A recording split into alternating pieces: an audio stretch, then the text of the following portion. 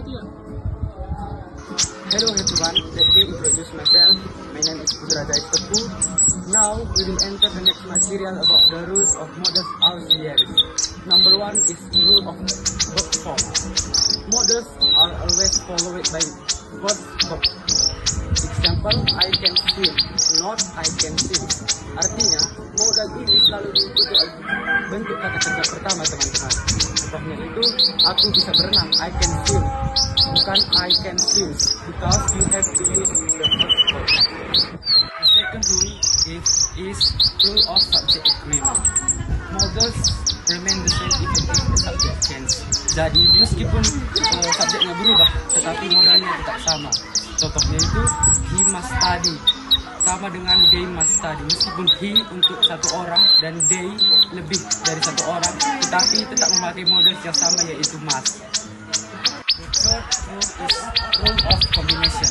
Model cannot be combination with other models. Jadi model ini tidak boleh dikombinasi dengan model lain. Jika kamu sudah menemukan di kalimat itu sudah ada satu model, cukup hanya satu saja. Contohnya I might call you. Kalau I might call you, cukup I might call you. Tidak boleh I might will call you, karena itu sudah memiliki dua model. The next rule is negative sentence, atau biasa kita sebut dengan kalimat negatif.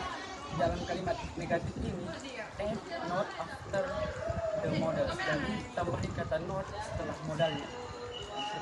Contohnya itu seperti you should not learn. Kamu seharusnya tidak menunggu, atau I cannot. Jadi tambahin not di belakang modal. The next rule is interrogative sentence, atau biasa kita sebut dengan kalimat tanya.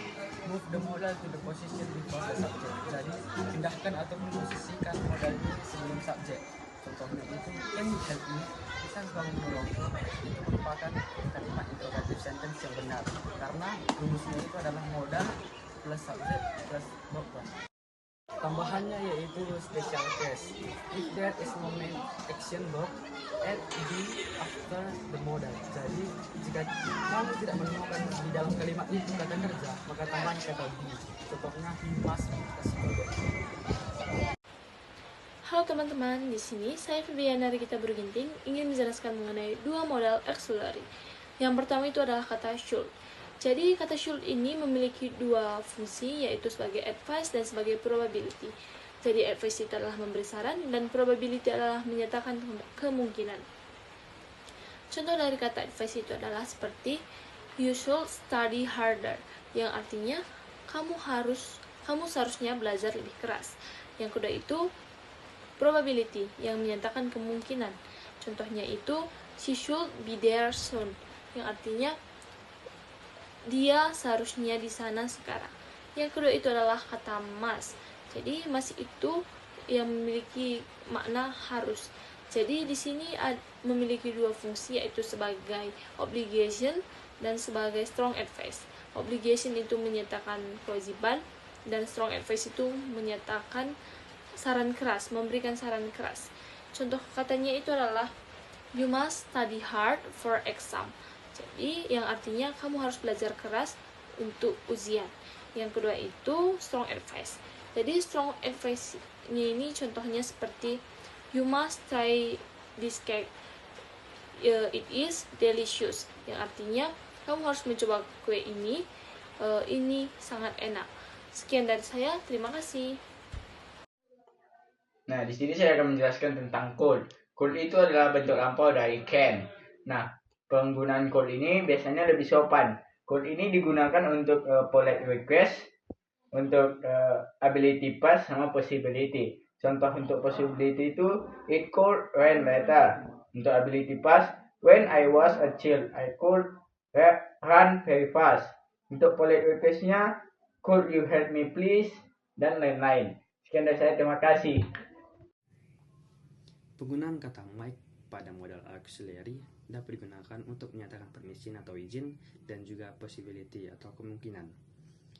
Contoh dari permission itu, you might want to check your work before. Anda mungkin ingin memeriksa pekerjaan Anda sebelumnya. Juga teman-teman, penggunaan kata might ini dapat digunakan dalam bentuk kemungkinan atau possibility. He might have missed the train, yang artinya dia mungkin ketinggalan kereta. Penggunaan kata will pada modal auxiliary dapat digunakan untuk menyatakan sesuatu yang akan terjadi di masa depan, keinginan, dan juga persetujuan.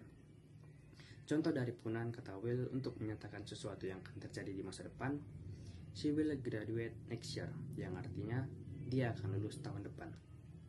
Juga teman-teman, penggunaan kata will ini dapat digunakan dalam bentuk negatif, yang contohnya I will not go to the party, yang artinya saya tidak akan pergi ke pesta. Juga teman-teman, kita dapat menggunakan dalam bentuk interrogatif, yang contohnya will you come to the party, yang artinya akankah kamu datang ke pestaku. Juga teman-teman, penggunaan kata will ini dapat digunakan untuk keinginan. Contohnya, will you please close the door? Bisakah kamu menutup pintu? Dan yang terakhir, penggunaan kata will ini dapat digunakan untuk persetujuan maupun perjanjian. Yang contohnya, I will stop smoking, yang artinya aku tidak akan merokok. Terima kasih.